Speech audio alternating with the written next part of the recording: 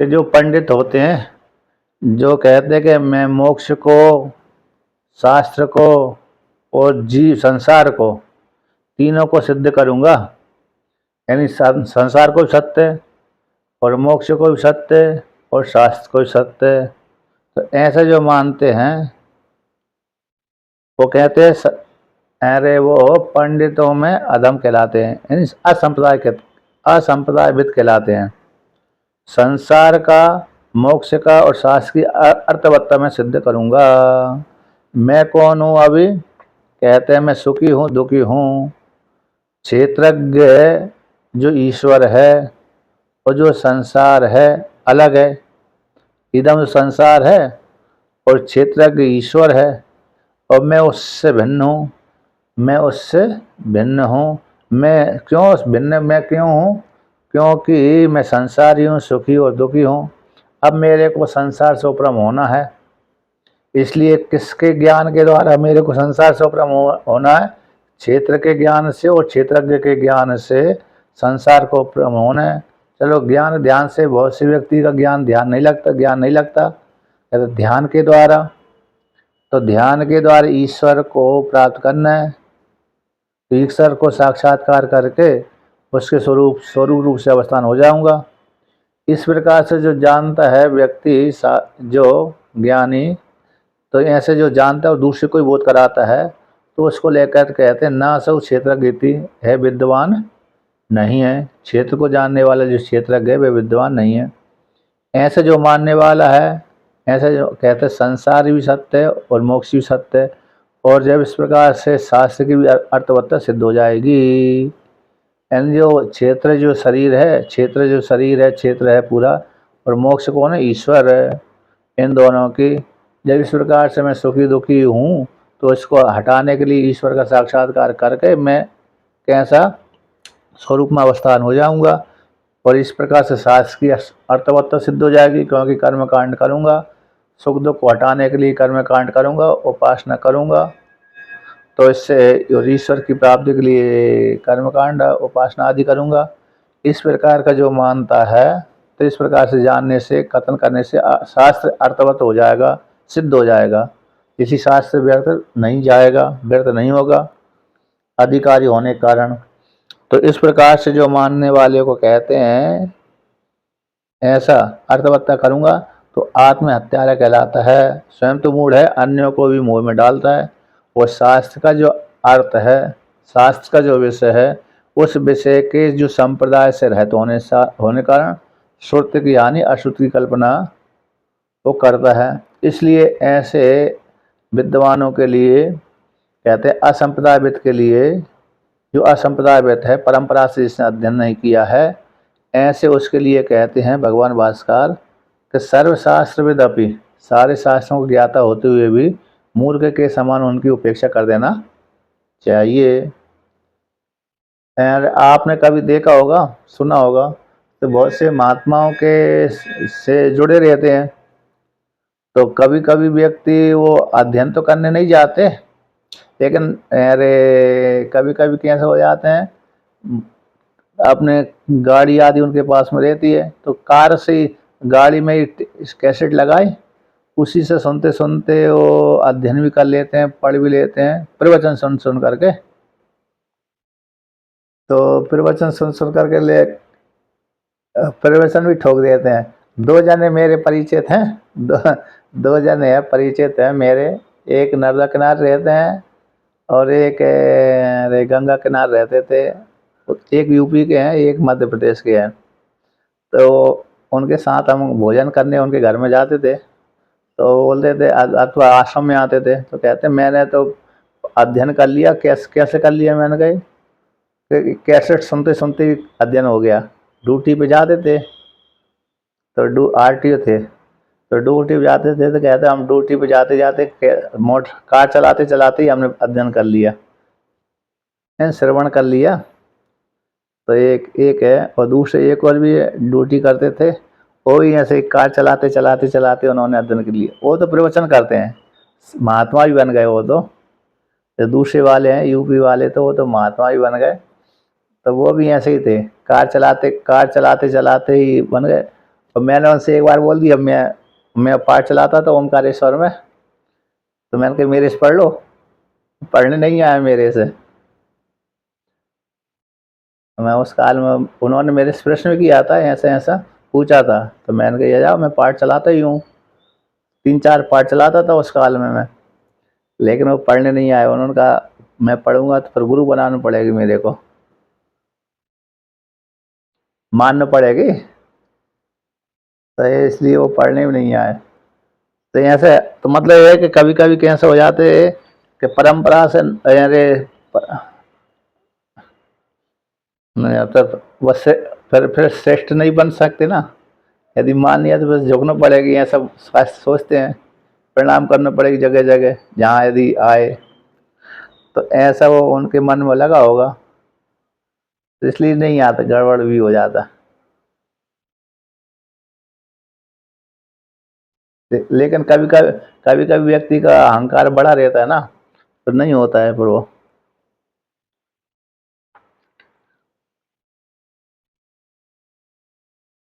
तो ऐसा मैंने बोला था उनसे, यानी उस काल में वो महात्मा नहीं बने थे, महात्मा बनने की उस पे थे, अब तो महात्मा बन गए, सन्यासी बन गए।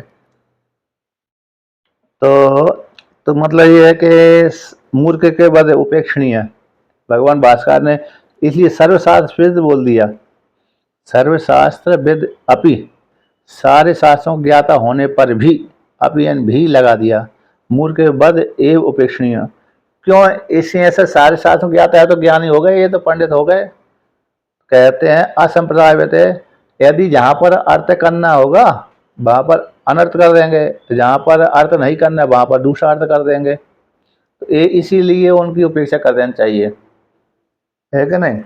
वहाँ की और कोई निषेध नहीं है, मतलब जहाँ पर जीव में गुण नहीं बताना है वहाँ पर गुण बता दिया, जहाँ पे गुण बताना है प्रसंग के अनुसार वहाँ पर गुण कर हटा दिया। क्योंकि ईश्वर में कोई गुण नहीं है तो उसमें गुण बता दिया, ब्रह्म में कोई गुण नहीं है तो उसमें गुण बना दिया, जीव ईश्वर में भेद कर दिया, जीव ईश्वर में भेद कर दिया, जीव ईश्वर का जीव को अलग सिद्ध कर दिया, ईश्वर को अलग सिद्ध कर दिया, तो ये कैसे हो गए, व्यर्थ हो जाएगा, अर्थ का अनर्थ हो जाता है। इसलिए ऐसे ज्ञानियों के लिए दूसरी परिणाम है, ऐसा भगवान भास्कर कहते हैं कि मूर्ख के समान उपेक्षा कर देना चाहिए। अब आगे कहते हैं 427 नंबर पृष्ठ पे, भगवान भास्कर पूर्व की ही जो उठाया है, पूर्व में जो पूर्व पक्षी दोष लगाए थे उसी को लेकर के यहाँ पर वर्णन करते हैं कि क्षेत्रज्ञम चापि माम विद्धि सर्व क्षेत्रेषु भारत, इस वाक्य में आया है क्षेत्रज्ञ और ईश्वर का, क्षेत्रज्ञ रूप जो जीवात्मा था वो ईश्वर है, दोनों का एक स्व के द्वारा अभिष्ट है, यानी भगवान भास्कर के द्वारा अभिष्ट है। इसको स्पष्ट करने के लिए प्रतियुक्तम एव, जो पहले कहा गया था उसी की शंका को अनुद्रवती, उसी शंका को उठा करके यहाँ पर पुनः कथन करते हैं। क्या कथन करते हैं कि यत्तु उक्तम ईश्वरस्य क्षेत्रज्ञ एकत्वे संसारित्वं प्राप्नोति, क्षेत्रज्ञानां च ईश्वर एकत्वे संसारिणो अभावात् संसार अभाव प्रसंग इति। कहते जो आपने पहले कहा था कि ईश्वर के साथ जीवात्मा का एकत्व सिद्ध हो जाने पर, जीव और ईश्वर का एक, ईश्वर का क्षेत्रज्ञ रूप जीवात्मा के साथ एकत्व सिद्ध हो जाने पर संसारित्व प्राप्त होती, यानी ईश्वर को जब जीवात्मा में डाल देंगे, ईश्वर को जब जीव कोटि में डाल देंगे तो जीव तो संसारी है, ईश्वर भी संसार को प्राप्त हो जाएगा। ईश्वर का क्षेत्रज्ञ के साथ एकत्व हो जाने पर ईश्वर में ही संसार तो धर्म की प्राप्ति हो जाएगी, जो ऐसा आपने पहले कहा था। और दूसरा क्या कहा था कि क्षेत्रज्ञ नाम चाहे ईश्वर एकत्व संसारिणो अभवात संसार अभाव प्रसंग इति चेत इति। कहते क्षेत्रज्ञ जो जीवात्मा थे उनको किस में डाल दिया, ईश्वर में डाल दिया, ईश्वर के साथ एकीभूत कर दिया, तो ईश्वर में तो संसारित तो नहीं है, ईश्वर तो संसारी नहीं है, तो संसारी न होने से तो संसार का अभाव हो जाएगा, संसारियों का अभाव हो जाता, संसार अभाव प्रसंगात, तो संसार के अभाव की प्रसक्ति हो जाएगी। कि इस क्षेत्रज्ञ को जब ईश्वर में डालेंगे तो ईश्वर तो कैसे असंसारी है, तो असंसारी होने से संसार का अभाव हो जाएगा, है ना। ईश्वर ईश्वर है तो ईश्वर में एक ही भूत हो गए। अब ईश्वर में तो कोई संसार है नहीं है, जब कोई संसार नहीं है तो फिर संसार का ही अभाव प्राप्ति हो जाएगी। और ईश्वर को जीवात्मा में डालेंगे तो ईश्वर ही जीव बन जाएगा, संसारी की प्राप्ति हो जाएगी। ऐसे जो दोष जो थे, ऐसे जो दोष आपने हमारे ऊपर लगाए थे, तो उन दोषों को यहाँ पर वर्णन करते हैं। एतौ दोषौ प्रतियुक्तौ, ये जो दोनों दोष थे कि ईश्वर को जब जीवात्मा में डालेंगे तो ईश्वर में संसारित्व धर्म की प्राप्ति हो जाएगी, अथवा इसलिए वहां से हटाने के लिए जीवों को ईश्वर में डाल देते हैं, जीवों को ही ईश्वर में डाल देते हैं। तो जब जीव सारे घुल घुलू करके ईश्वर में घुल गए, सारे एक ही भूत हो गए, जीव सारे घुल करके ईश्वर में घुल गए तो ये सारे ईश्वर ही हो गए। अब ईश्वर में कोई संसार है नहीं है, तो फिर संसारी का अभाव हो जाने से संसार का ही अभाव हो गया। निमित्ता पाए नैमित्तिकस्य अपि अपाय, ये व्याकरण का न्याय है। निमित्ता पाए नैमित्तिकस्य अपि अपाय, निमित्त के हट जाने पर नैमित्तिक का भी अभाव हो जाता है। मृत्तिका को हटा दो तो मृत्तिका के साथ साथ मृत्तिका के जो विकार कार्य हैं वो भी हट जाते हैं, है ना। मृत्तिका के हट जाने पर तो मृत्तिका के जो कार्य हैं वो भी हट जाते हैं। जैसे व्याकरण में उदाहरण आता है, कोई सकार को निमित्त बना करके अथवा रकार को निमित्त बना करके नकार को णकार होता है। सकार को मूर्धन सकार को और रकार को निमित्त बना करके नकार को णत्व होता है। अब मूर्धन सकार अथवा रकार हटा दो तो उनके हट जाने से नकार, जो नकार को णकार हुआ था, पुनः अणकार नकार में परिवर्तन हो जाता है। तो निमित्त के हट जाने पर नैमित्तिक, निमित्त था सकार मूर्धन सकार अथवा रकार, उसके हटा देने से जो नकार को नकार हुआ था वो भी अणकार से पुनः नकार ही हो जाता है।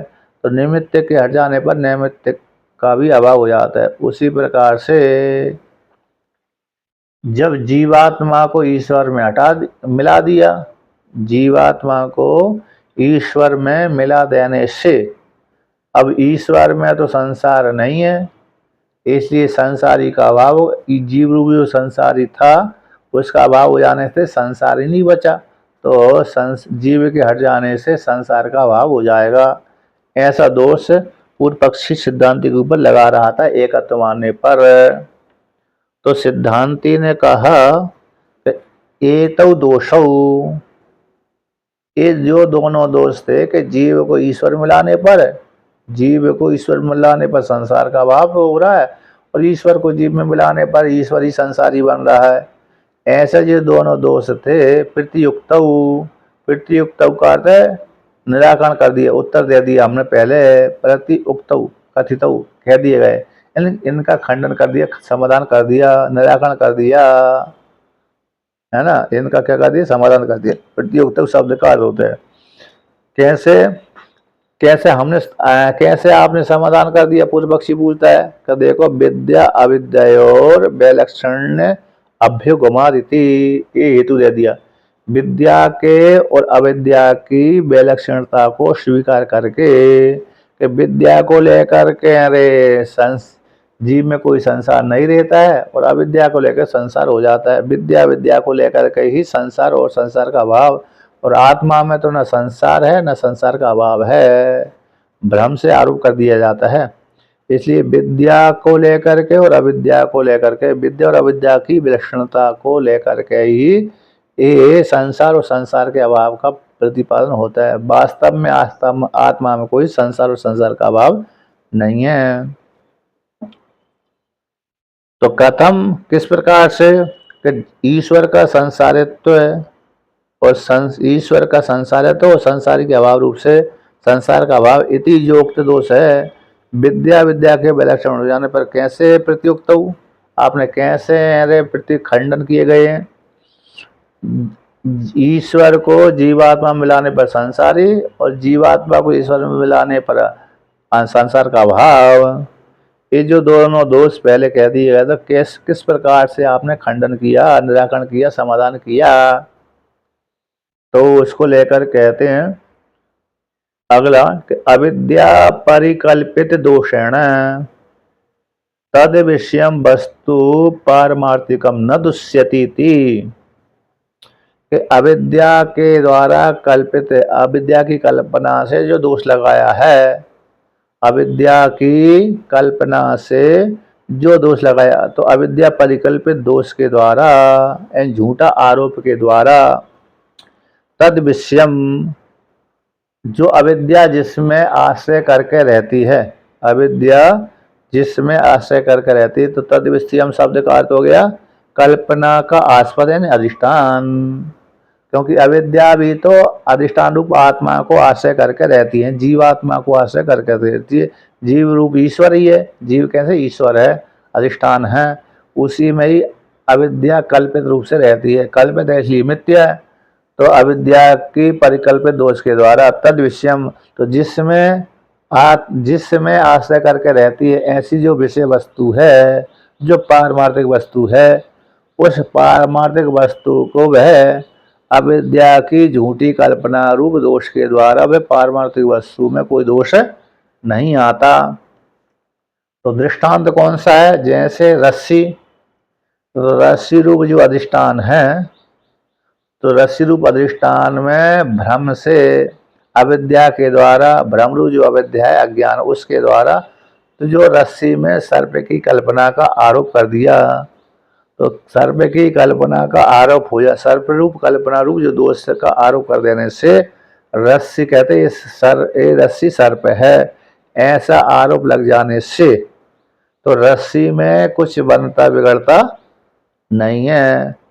तो उसी प्रकार से आत्मा में जो कल्पित अविद्या है, उस कल्पित अविद्या के द्वारा आत्मा की जीव संज्ञा, संसारित संज्ञा, ईश्वर संज्ञा हो जाती है झूठे दोष के कारण। लेकिन इतने झूठे दोष से आत्मा में कुछ बनता बिगड़ता नहीं है। जैसे रस्सी में झूठे आरोप से सर्प की कल्पना हो जाती है, तो लेकिन रस्सी का कुछ ना तो बढ़ता है ना घटता है, उसी प्रकार से आत्मा का भी है, आत्मा न घटती है और ना ही बढ़ती है। इस प्रकार से तथा च दृष्टांत, उसी प्रकार से दृष्टांत कल्पित, कल्पना के द्वारा अधिष्ठान रूप जो वस्तु है, कल्पना के, कल्पित वस्तु के द्वारा, कल्पना की गई जो वस्तु है दोष, उसके द्वारा जो कल्पित अधिष्ठान है, जिसमें जिस अधिष्ठान में कल्पना की गई है, वो अधिष्ठान रूप वस्तु का किसी के साथ संबंध नहीं होता। इसको दृष्टांत के द्वारा सिद्ध करते हैं कि संसार तथा चा दृष्टांतो दर्शितो, उसी प्रकार से दृष्टांत दिखलाया गया है। कहाँ पर दिखलाया गया है कि मरीचि अम्बसा उषरेसे न पंकीक्रियते इति, ये दृष्टांत के द्वारा सिद्ध किया है कि मरीचि का जो जल है, मृग मरीचिका का जो जल है, भीषण गर्मी में रोड के ऊपर, मार्ग के ऊपर, जो वर्तमान काल के मार्ग के ऊपर जो भीषण गर्मी में सूर्य की किरणें जल के रूप में परिणत होती सी दिखती हैं। भगवान सूर्य की जो किरणें हैं पृथ्वी से टकराती हुई वायु की लहर से युक्त होकर के वे सूर्य भगवान की किरणें मार्ग के ऊपर सूर्य जल के जैसे भ्रम से जल के समान भ्रम से भाषित होती हैं, जल के समान भ्रम से भाषित होती है। कौन सी? सूर्य की किरणें वायु से युक्त होकर के, वायु से युक्त होकर के सूर्य भगवान की जो किरणें हैं मार्ग के ऊपर, डामरी पक्का मार्ग के ऊपर सूर्य की किरणें जल के रूप में प्रतीत सी होती हैं। जल के रूप में प्रतीत सी होती हैं, प्रतीत सी लगा ना, भाषित सी होती हैं। तो ऐसे उस भाषित सी हो रही हैं जल की, जो सूर्य की किरणें जल के रूप में, ऐसे उस किरणों से, उस जल से उस जो सूखा पड़ा हुआ ऊसर देश है, पंखी न क्रियते, कहता पंखी है ना गीला, पंखी का हो गया गीला, गीला नहीं किया जा सकता। ऐसे ऊसर वाले जल से, ऊसर वाले खेत को, सूखे खेत को मृग मरीचिका के जल से गीला नहीं किया जा सकता। अम्बस बोलते हैं, मृग मरीचिकी हो गए ना, मरीची सूर्य किरण, अम्बस यानी जल। तो सूर्य की जो जल है, सूर्य की जो किरणें हैं जल के रूप में सी दिख रही हैं, उस जल के द्वारा ऊषर देश को पंकिना क्रियते, पंकिना क्रिय गीला नहीं किया जा सकता। इस प्रकार से खंडन कर दिया था। इसलिए जो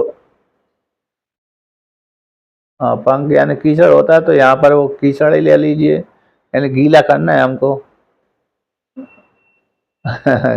तो गीला नहीं हो रही तो कीचड़ नहीं बन रही, पंख के लिए तो गीला है नहीं। पंकज, इसलिए तो पंकज बोलना, पंकज। अच्छा, पंकज यानी मील शैवाल आदि से ना, कीचड़ आदि से, मील शैवाल आदि से कमल का पुष्प पैदा हो जाता है, अन्य भी पैदा हो जाते हैं। यहाँ पर चूई प्रत्यय हुआ है, पंखी क्रियते, पंखी क्रियते में जो दीर्घिकार आ गई ना, तो दीर्घिकार यहाँ पर तद्धित प्रत्यय में चूई प्रत्यय होती है, चूई। तो क्री भू अस ये तीन धातु होते हैं, इनके योग में चुई प्रत्यय होता है, तद्धित का रूप है। तो पंखी क्रियते, अभी बनाया नहीं, अभी नहीं किया था तो कर दिया, तो न पंखी क्रियते, पंखी नहीं किया जा सकता, अर्थात गीला नहीं किया जा सकता उस जल के द्वारा। किसके जल के द्वारा? मृग मरीचिका रूप जल के द्वारा, मृग मरीचिका के जल के द्वारा। अब कहते हैं इस प्रकार से, अब वो पुनः और कहते हैं ईश्वर का संसारित्व अप्रसंग है। ईश्वर का संसारित्व, जब ईश्वर को जब ईश्वर को जीवात्मा में लगाएंगे तो उसमें संसारित्व भाव नहीं आएगा।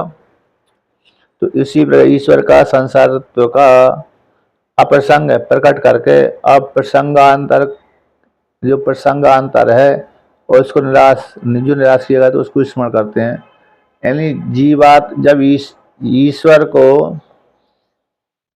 जीवों को ईश्वर मिलाएंगे, जीवों को जब ईश्वर में मिलाएंगे तो क्या हो जाएगा? जीव तो ईश्वर बन गया, ईश्वर में कोई संसार नहीं, संसार का ही अभाव हो जाएगा। ऐसा जो कहा था उसको लेकर कहते हैं कि संसारिणो अभावात, संसारियों का अभाव हो जाने से। क्यों हो जाने से?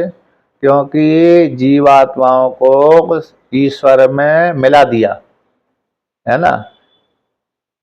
किसमें मिला दिया? जीवात्मा को ईश्वर में मिला दिया। जैसे छोटे घट का दूध को बड़े घट के दूध में मिला दिया, छोटे से पात्र में रखा हुआ दूध है, उस दूध को हमने किस में मिला दिया? बड़े पात्र में रखा हुआ दूध में मिला दिया। तो जो छोटे छोटे पात्रों में रखा हुआ था तो दूध वो जीवात्मा हो गए, और जो एक बहुत विशाल बड़े पात्र में रखा हुआ है दूध, उसको ईश्वर संज्ञा कर दो।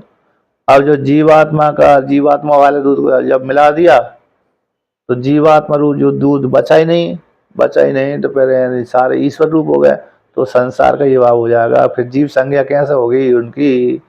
नाम रूप आदि संज्ञा कैसे होगी?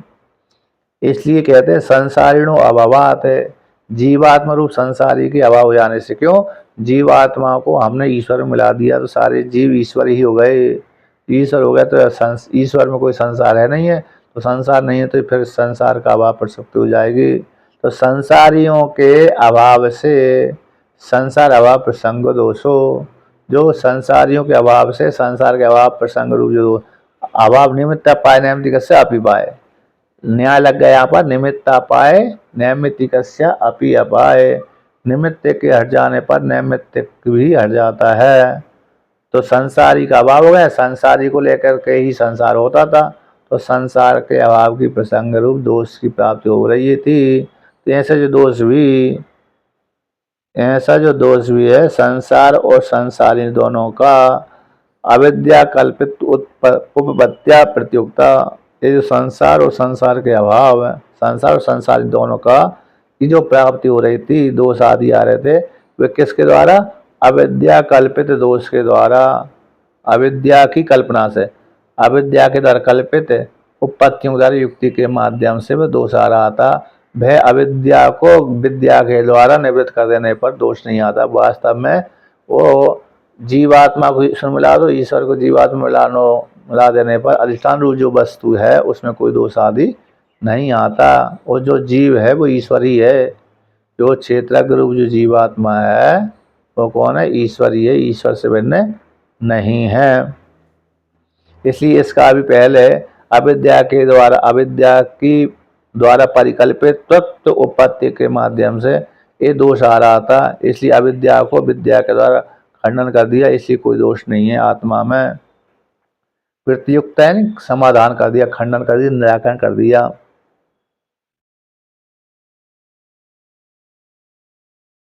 अब पुनः और शंका करते हैं ननु, तो ननु को लेकर कहते हैं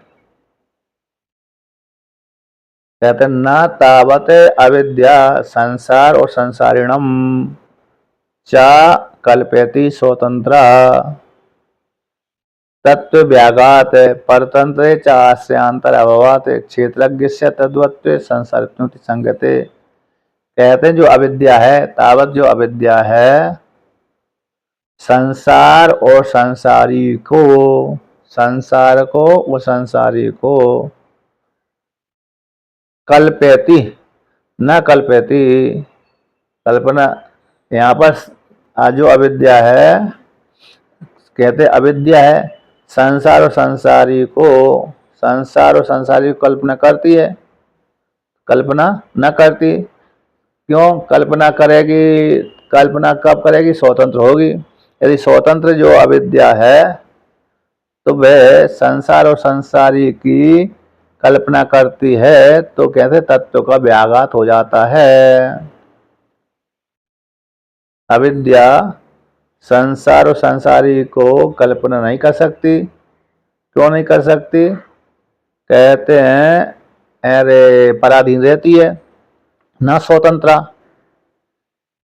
तो स्वतंत्र यदि होगा स्वतंत्रता तो तत्व व्याघात है, तत्व का व्याघात हो जाएगा।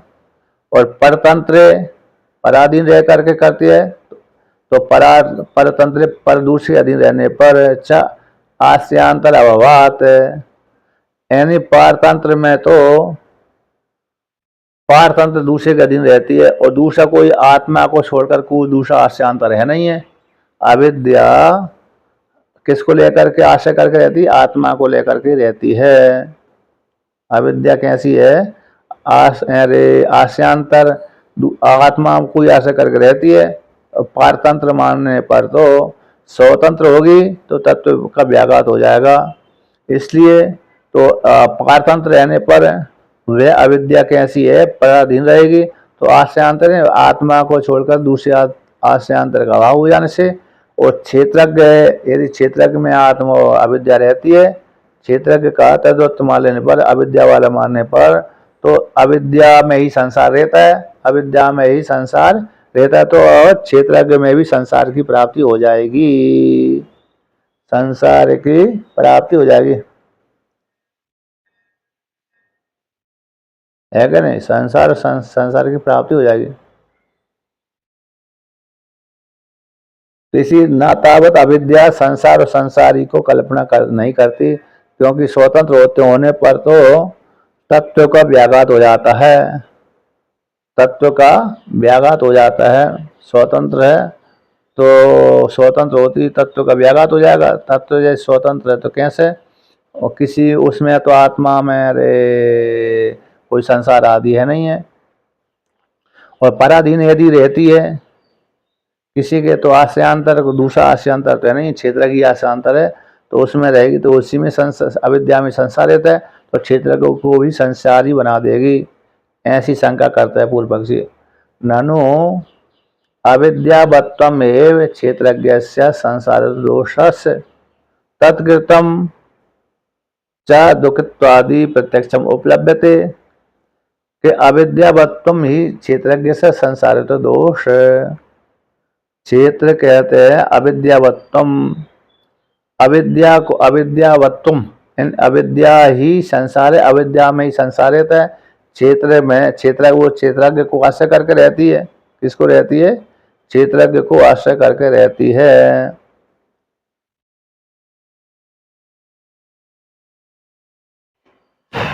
तो यहाँ पर ये शंका किया था कि अविद्या न तावत अविद्या संसार और संसारी को कल्पना नहीं करती, क्योंकि यदि कल्पना स्वतंत्र मानेंगे तो तत्व का व्याघात हो जाएगा, पराधीन होगी। पराधीन मानने पर तो आश्रयांतर है नहीं है अविद्या। अविद्या किसी न किसी को आश्रय करके रहती है, तो चेतन रूप आत्मा को आश्रय करके रहती है, तो जिसको आश्रय करके रहती है तो उसी में संसार धर्म आ जाएगा। तो इसलिए कहते हैं कि अविद्यावत्वम ही क्षेत्रज्ञ का संसारित दोष है। अविद्या को लेकर के, अविद्या को लेकर के ही क्षेत्रज्ञ का संसारित दोष आता है। क्षेत्रज्ञ में जो संसारित दोष आ रहा है वो अविद्यावत्वम, अविद्या को लेकर के ही है। तो तत्कृत अविद्या के द्वारा बनाया गया संसारित्व, तो तत्कृत अविद्या के द्वारा जो दोष आ गया, तो अविद्या में सुकृत दुखित है, अविद्या में सुकृत दुख संसार है, तो क्षेत्रज्ञ को अस्वीकार कर रहता है, तो क्षेत्रज्ञ में ही सुख दुख की प्राप्ति हो रही है, प्रत्यक्षम उपलब्धते। क्षेत्रज्ञ में ही तो तत्कृत अविद्या के द्वारा किया गया जो दोष संसार दोष है, उस दोष कौन सा? सुकृत दुख आदि, तो जीवात्मा में प्रत्यक्ष ही देखा जाता है। किसमें देखा जाता है? जीवात्मा में वह दोष प्रत्यक्ष ही देखा जाता है। अविद्यावत्वम ही दोषम, तो संसारित दोष है अविद्या को लेकर के है, तो अविद्या के द्वारा ही व्यक्ति को सुख दुख की प्राप्ति होती है। और वह अविद्या किसको आश्रय करके रहती है? क्षेत्रज्ञ को आश्रय करके रहती है। इसलिए क्षेत्रज्ञ में वो अविद्या में जो रहने वाला दोष क्षेत्रज्ञ में हो जाता है। इसी प्रत्यक्ष ही क्षेत्रज्ञ सुखी दुखी देखा जाता है। तो इस प्रकार से तो ऐसी प्राप्ति हो जाने पर कहते हैं ना, ऐसी बात नहीं है। ना यहाँ पर कहते हैं ना चा अविद्या बत्तम अविद्या करता अवस्थानाद,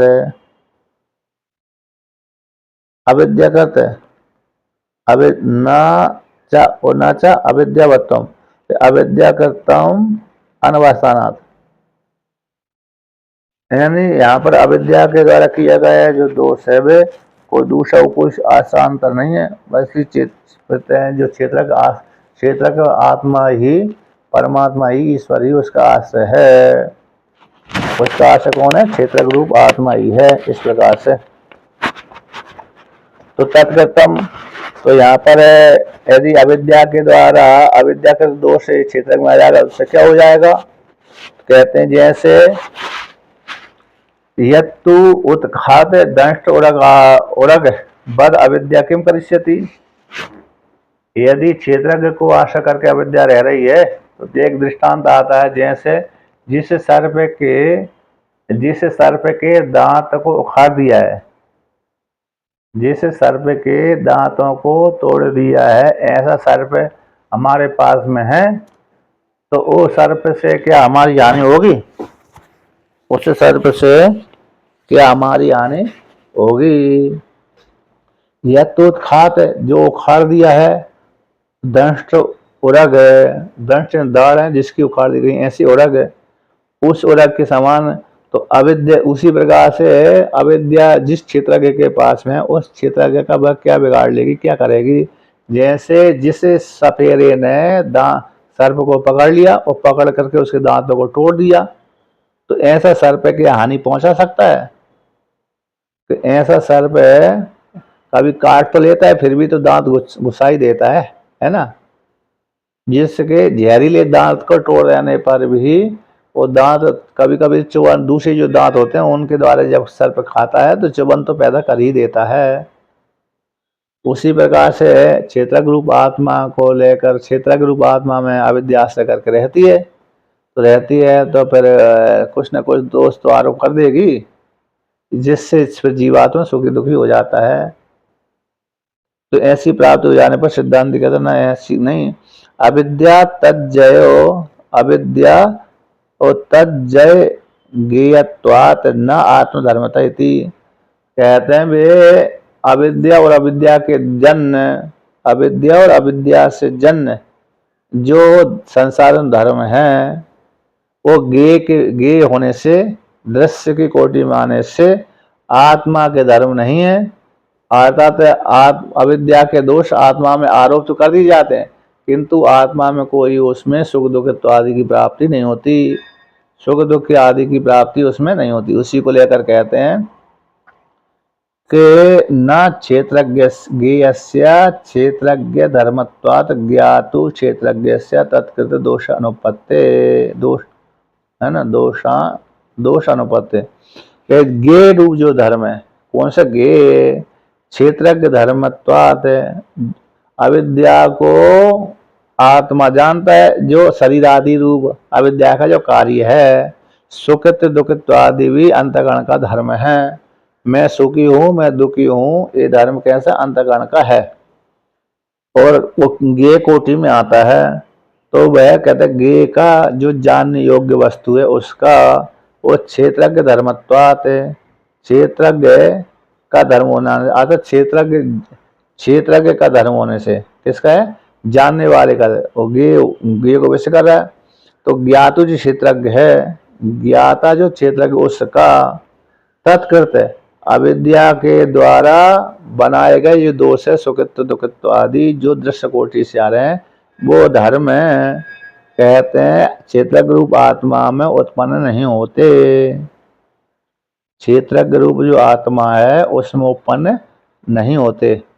तो जिससे शरीर में दिखने वाले सुख दुख, अंतःकरण में दिखने वाले सुख दुख आत्मा में आरोप कर दिए जाते, लेकिन आत्मा में कुछ उससे बनता बिगड़ता नहीं है। झूठा आरोप अविद्या के द्वारा जो बना दिए गए हैं, तो उसमें उससे कोई दोष नहीं होता। आत्मा में कोई धर्म सिद्ध नहीं होते, बल्कि वो तो अविद्या के द्वारा बनाए गए थे। इस प्रकार से अब आगे कहते हैं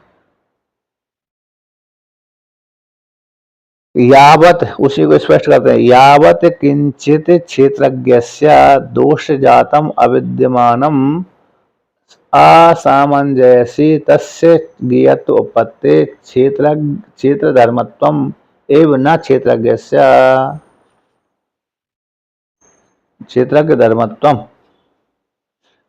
तो यहाँ पर कहते हैं कि यावत किंचित क्षेत्रज्ञ के, जो क्षेत्रज्ञ जीवात्मा है, क्षेत्रज्ञ के दोष जातम, दो दोष समुदाय थे, अविद्यमानम विद्यमान नहीं है, वो दो समुदाय क्षेत्रज्ञ रूप आत्मा में नहीं है, किंतु असामंजस्य आरोप कर दिया जाता है। क्या कर देता है? व्यक्ति आरोप कर देता है कि ये दोष किसमें है? क्षेत्रज्ञ के हैं।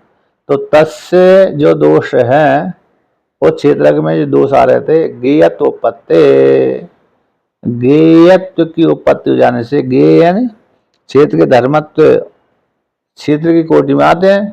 तो ज्ञेय क्षेत्र के धर्मत्व होने पर भी क्षेत्र द्वारा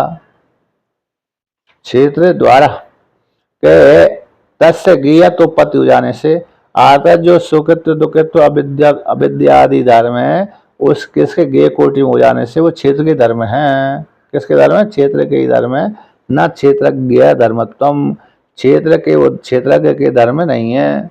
तो क्षेत्रज्ञ अविद्या के जो क्षेत्रज्ञ है ना, जो किसी भी क्षेत्रज्ञ है उसमें दो समुदाय लिख रहे हैं, वो विद्यमान नहीं है। दो समुदाय, उसको वो कोई यदि कहता आरोप करता है तो वे जो धर्म थे सुखित दुखित संसारित्व आदि शरीरत्व आदि वे किसके? ज्ञेय कोटि में आते हैं। ज्ञेय कोटि माने से अविद्या का ही कार्य है, अविद्या मिथ्या है। तो ऐसे मिथ्या हो जाने से क्षेत्र के धर्म कोटि में वो चले जाते हैं। इसी वो क्षेत्र के कोटि में न जाने कारण आत्मा में कुछ बनता बिगड़ता नहीं है। आत्मा में कुछ बनता है बिगड़ता नहीं है। इसी तरह गे का जो गे क्षेत्र है, उसके क्षेत्र धर्म होने पर भी क्षेत्र द्वारा क्षेत्र का भी तत्कृत दोष हो जाए कि न चा क्षेत्रज्ञ धर्मत्व, क्षेत्र के धर्म नहीं होते। जब क्षेत्रज्ञ के धर्म नहीं होते, क्षेत्र के धर्म में क्षेत्रज्ञ में क्षेत्र हो गए शरीर आदि के धर्म, और वो क्षेत्रज्ञ हो गए आत्मा, वो उसके धर्म न होने से तो झूठा जो आरोप किया गया था उससे कोई दोष हानि लाभ नहीं होती, दोष की प्राप्ति नहीं होती, आत्मा में कोई दोष नहीं आता। कहते उसी को कर विवरण करते हैं कि न चा तेन क्षेत्रज्ञो दुष्यति ज्ञेन ज्ञातु संसर्ग अनुपत्ति।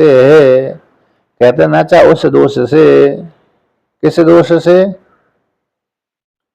अरे जो झूठा आरोप कर दिया गया था क्षेत्रज्ञ में कोई दोष नहीं है, दोष न होने पर भी गे जो क्षेत्र था उसके दोषों को झूठा क्षेत्र रूप आत्मा में आरोप कर दिया गया। उस झूठा आरोप कर देने से कि आत्मा सुखी है, दुखी है, कर्ता भोक्त है, अज्ञानी है, जीवात्मा है, ऐसा आरोप कर देने से क्षेत्रज्ञ रूप जो आत्मा में कोई दोष नहीं आता, क्योंकि गे के द्वारा ज्ञाता, गे के साथ ज्ञाता का संसर्ग उत्पत्ति नहीं होता। गे भिन्न है, ज्ञाता भिन्न है। गे जो शरीर आदि है वो भिन्न है, और जानने वाला जो आत्मा रूप ज्ञाता है वो भिन्न है। इन दोनों में संसर्ग की उत्पत्ति नहीं होती, यानी भ्रम से आरोप तो हो जाता है लेकिन संबंध नहीं होता। संबंध संसर्ग संबंध नहीं होता। भ्रम से ऐसा हम मान लेते शरीर आत्मा है, ये भ्रम, जिस काल में भ्रम टूट गया उसी काल में फिर अरे संबंध सारे सुख दुख आदि सारे समाप्त हो जाते हैं। इसलिए ज्ञेय के साथ ज्ञाता का संसर्ग की उत्पत्ति नहीं होती। अब कहते हैं यदि मान भी लिया जाए तो ज्ञेय के साथ ज्ञाता का संबंध होता है तो फिर क्या होगा, क्षेत्र का ज्ञेय होने से न तेन चित्त वस्तुतो सस्पर्शो। कहते हैं ज्ञेय के साथ क्षेत्र का तो ज्ञेय कोटि हो गया, जो शरीर आदि है वो शरीर आदि कैसे क्षेत्र कोटि में आ गया, और क्षेत्र का विषय बनता है। तो विषय बन जाने से न तेन, उस विषय बन जाने से भी चैतन्य रूप जो वस्तुता स्पर्श नहीं होता, उसको कहते हैं। यदि मान भी लिया, यदि आत्मा के साथ संबंध हो गया, संसर्ग हो गया, ज्ञेय का ज्ञाता के साथ संबंध हो गया, यदि मान भी लिया जाए, यदि संसर्ग स्यात्, यदि संसर्ग हो गया किसके साथ, क्षेत्रज्ञ के साथ क्षेत्र का संसर्ग हो गया, तो मान भी लिया तो यदि संसर्ग स्यात् तो ज्ञेयत्वम एव न उपपद्यते। यदि आत्मा को जो शरीर के साथ संबंध बना लिया, संसर्ग पारमार्थिक संबंध हो गया, पारमार्थिक संबंध यदि मान लेते हैं तो ज्ञेयत्वम न उपपद्यते, तो जो ज्ञेय रूप में विषय नहीं बनेगी, शरीर आदि है, अविद्या आदि है, सुखित दुखित्व आदि है, क्योंकि वो तो जो आत्मा है असंग है, कूटस्थ है, निर्वय है। कैसे है, आत्मा असंग कूटस्थ निर्वय होने कारण ज्ञेयत्व न उपपद्यते, ज्ञेयत्व उत्पन्न नहीं होगा, यानी विषय रूप से नहीं उत्पन्न होगा। यदि विषय रूप से मानेंगे स्वयं को तो कर्म करते दोष की प्राप्ति होगी, विषय रूप से मानेंगे तो कैसे हो जाए, कर्म करते दोष की प्राप्ति हो जाएगी। उसी को टीका में कहा है, तीसरी पंक्ति ऊपर से, आत्मधर्मस्य आत्मनः ज्ञेयत्वे स्वस्यापि ज्ञेयत्व आपत्य कर्म करती विरोध स्यात्। कहते आत्मधर्म का जो सुखत्व दुखत्व आदि आत्मा का शरीर आदि आत्मा के धर्मों वाले, तो आत्मा के धर्म का आत्मा के द्वारा ज्ञेयत्व मानने पर, तो ज्ञेयत्व मानने से स्वयं का, तो स्वयं का भी ज्ञेयत्व की प्राप्ति हो जाने से कर्म करती विरोध है। जैसे कर्म करती विरोध हो जाए, जो करता है उसी को कर्म बना लिया, जो करता है उसी को कर्म बना लिया। जैसे दृष्टांत ले लो, अग्नि है, अग्नि पका भी रही है और पका रही है और वो अग्नि कर्म बन रही है, ये अग्नि पकाने वाली है, दिख रही है, अग्नि क्रिया कर रही है। है क्या नहीं। तो अग्नि में दोनों आरोप कर देते हैं, पकाती हुई है और पक भी रही है। अग्नि दूसरे को पका रही है और स्वयं दूसरे के द्वारा विषय भी बन रही है। तो कर्म भी बन जाती है, कर्ता भी बन जाती है। पका, दूसरे को पका रही, कर्ता बन गई और विषय बन रही है, तो दिख रही है, ये आग जल रही है, इस प्रकार से। तो यहाँ पर कहते हैं कि आत्मधर्म का, जो आत्मा के धर्म है, सुख दुख इत्यादि आत्मा के द्वारा ज्ञेयत्व हो जाने पर, तो स्वयं का भी, स्वस्यापि ज्ञेयत्व आपत्ति, तो जो, क्योंकि जैसे उसके धर्म ज्ञेय है तो स्वयं भी ज्ञेय हो जाएगी, स्वयं भी ज्ञेय विषय बन जाएगी। तो स्वयं भी ज्ञेयत्व की आपत्ति हो जाने से कर्म करती विरोध हो जाएगा। कर्म करती, जैसे कोई एक नट है, स्वांग धारण करके रंगमंच हो जाता है, तो सर के ऊपर खड़े होकर के नाच नहीं सकता, जैसे पैरों से नाचता है उसी प्रकार से अपने पैरों को सर के ऊपर रख दिया, ऐसे उल्टा हो गया, उल्टा शीर्षासन लगा दी, तो उससे पर नाच नहीं सकता, इस प्रकार से। तो कर्म करते विरोध हो जाता है। अब आगे कहते हैं, अब क्या कहते हैं कि यदि आत्मनो धर्मो अविद्यावत्वं दुखत्वादि च कथम वो प्रत्यक्षम उपलब्धे। यदि आत्मा के जो धर्म है अविद्यावत्व, मैं अज्ञानी हूँ और मैं सुखी दुखित्वादि हूँ, ये आत्मा के धर्म है जो अविद्या को लेकर के आत्मा में आरोप कर दिया। इसी अविद्या को लेकर के आत्मा में कर दिया, तो आत्मा में कर दिया तो आत्मा के धर्म हो गए, अविद्यावत्वम सुख दुखत्वादि। ऐसे जो आत्मा के धर्म है वो प्रत्यक्षम उपलब्धि खत्म, तो आपने उनको प्रत्यक्ष रूप से कैसे जान लिया। आत्मा के धर्म को, अविद्यावत्व को, सुख दुख आदि को आपने कैसे जान लिया कि आत्मा तो असंग कूटस्थ है। और कतम्बा क्षेत्र का धर्म, अथवा किस प्रकार से क्षेत्र के धर्म है, जो अविद्यावत्व है आत्मा के धर्म है, सुख दुख कथम वो किस प्रकार से उपलब्ध है। अथवा कहते हैं, अथवा कथम क्षेत्र के धर्म है, वो अविद्या के धर्म, क्षेत्र के धर्म कैसे होंगे, ऐसी प्राप्ति हो जाने पर कहते हैं।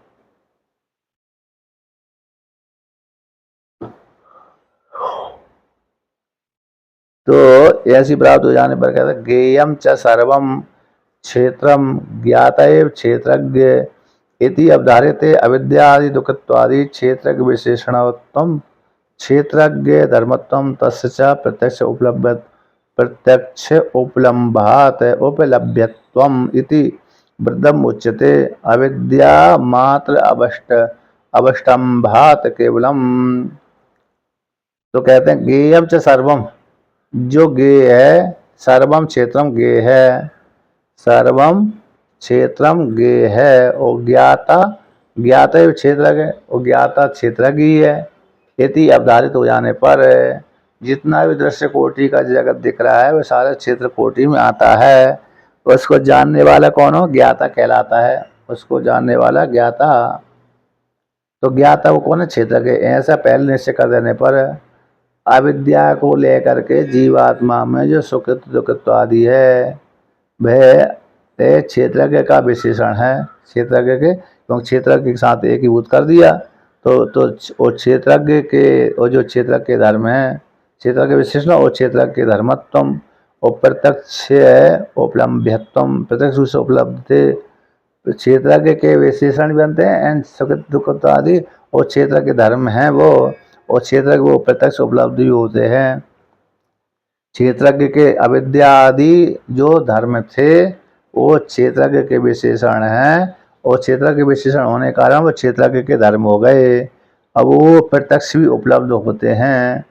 ऐसा जो आपने कहा है पूर्व पक्षी ने, विरुद्धम उच्यते, परस्पर विरोध वाली बात होती है।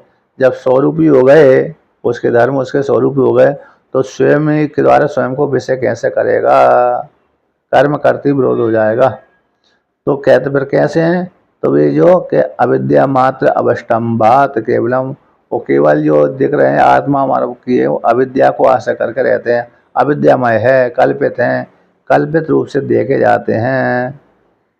केवलम यहाँ पर है, केवलम शब्द केवलम आया कि मात्र पद का व्यावर्तन करके, व्यावर्तमान युक्ति के माध्यम से, तो ऐसा कहने के लिए अवस्था आश्रयांतर को, आत्मा ही आश्रयांतर है ना, आश्रयांतर को आत्मा सबका अधिष्ठान है, उसमें कल्पित, बस उसमें कल्पित जो है, अरे आत्मा में कल्पित जो अविद्या है, उस अविद्या ही इन सुख दुख धर्मों का आश्रय बनती है। सबका अधिष्ठान जो आत्मा है उसमें भी आत्मा कल्पित रूप से अधिष्ठान रूप आत्मा में अविद्यादि कल्पित रूप से रहती है। अब अविद्या में क्या रहता है, संसारित्व आदि बना रहता है। इसलिए यहाँ पर कहते हैं मात्र पद का व्यावर्तन करके, व्यावर्त करके, तो मान युक्त है, व्यावर्तमान, मात्र पद का व्यावर्तमान युक्तियों के द्वारा, युक्तियों को लेकर के अवष्टाम्बांतर, अवष्टाम्बांतर, अवष्टाम्बांतर का दूसरे आश्रयांतर, दूसरा आश्रयांतर कौन है, इस सुख दुखित्व आदि वे अविद्या को आश्रय करके रहता है। ऐसा कहने के लिए भगवान भास्कर ने केवल पद दिया है। कहते अविद्या मात्र अवष्टम्भात केवलम, ये जो सुख दुखित्व आदि अंतःकरण के धर्म में अविद्या को आश्रय करके रहते हैं, इस प्रकार से, ना कि आत्मा के धर्म है। सुख दुखित्व आदि है आत्मा के धर्म नहीं है, संसारित्व आदि धर्म है वो आत्मा के धर्म नहीं है, बल्कि अविद्या को आश्रय करके रहते हैं, अविद्या के द्वारा कल्पना की गई है।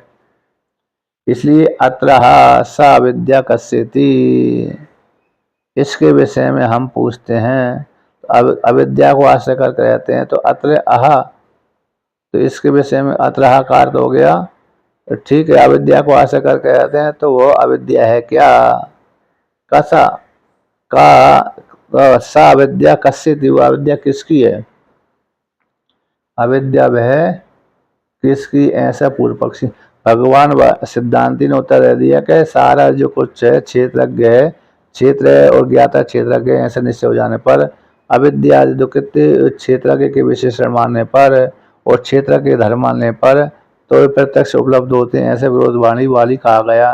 पर क्या है कि अविद्या मात्र आश्रय करने वाले हैं, जो क्षेत्र है वो अविद्या को आश्रय करके रहने वाले हैं, इस प्रकार से वर्णन किया। अब पुनः पूर्व पक्षी कहता है कि अत्रह का सा अविद्या का स्थिति, जो अविद्या को आश्रय करके रहते हैं, कौन, सुकृत दुखित्व आदि, तो वो अविद्या है क्या, किसकी है, ऐसा प्रश्न कर दिया। ऐसा प्रश्न करने के पश्चात यश दृश्यते तस्यैव उत्तर भी दिया, जिसके द्वारा देखी गई अविद्या, जिसके द्वारा देखी गई उसी की अविद्या रहती है, जिसके द्वारा देखी गई अविद्या है, वो अविद्या जिसके द्वारा देखी गई है तो उसी की वह अविद्या है। तो कस्य दृश्यति, किसके द्वारा देखी गई है अविद्या, किसके द्वारा देखी गई है, यश जिसमें, जिसने देखी गई है, जिसने देखी है उसी की अविद्या, तो किसके द्वारा देखी गई, किसने देखी गई है, ऐसी प्राप्ति हो जाने पर अत्र उच्यते, सिद्धांति कहता है, सिद्धांति कहते हैं कि कस्य दृश्यते इति प्रश्न का, किसके द्वारा, किसमें, किसके द्वारा देखी और किसमें अविद्या है। यहाँ पर प्रश्न किया कि अविद्या मात्र को आश्रय करके रहते हैं कौन, जो सुखित दुखित आदि धर्म थे, है ना, वो क्षेत्र के कोटि में आते हैं, क्षेत्र कोटि में आते हैं और प्रत्यक्ष उपलब्ध होते हैं, इत्यादि सुखित दुख इत्यादि व्यक्ति प्रत्यक्ष रूप से जानता है मैं सुखी हूँ दुखी हूँ, तो ये परस्पर है। क्षेत्र के धर्म मानेंगे तो सारा कैसे हो जाएगा, क्षेत्र कोटि बिना आने कारण, अरे सारी ईश्वर कोटि में आ जाएगा, तो ईश्वर, तो फिर जो ईश्वर रूप जो आत्मा है वह तो असंग कूट से प्रत्यक्ष कैसे होगा, अब वो तो अप्रोक्ष साक्षात्कार होता है, ये बुद्ध कहा गया। इसलिए विरुद्ध कह देने कारण जितने भी सुखित दुखित आदि धर्म है, सुखित दुखित अज्ञानी आदि में हूँ इत्यादि जो अपने आप को मानता है, तो वो कहते हैं अविद्या को आश्रय करके, अविद्या मार्ग को आश्रय करने वाले हैं। अविद्या सुखित्व आदि धर्म किसके हैं, अविद्या को अंतःकरण के धर्म होते हैं, और अविद्या का कार्य ही है। तो अविद्या को आश्रय करके रहते हैं। तो इस विषय में हम कहते हैं वो अविद्या सब है। अविद्या किसकी है? तो भगवान भास्कर ने उत्तर दिया, यस्य दृश्यते, जिसने देखी है उसी की अविद्या है। कस्य दृश्यते, किसके द्वारा देखी गई है? तो उसको लेकर अत्रोच्यते, इसके विषय में हम कहते हैं अत्रोच्यते।